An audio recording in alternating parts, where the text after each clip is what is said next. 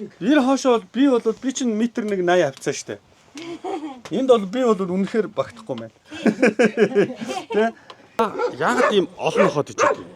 Яагаад гэвэл нохоо хийж юм бол буян үлдэн хоёр ихэд юу амтнд хийжсэн угаасаа буян үлдэх учиртай та.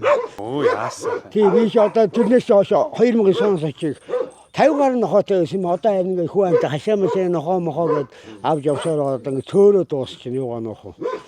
Удаажуудууд дээр явж ирсэн чинь нэг юм ингээ яагаад болдгоо?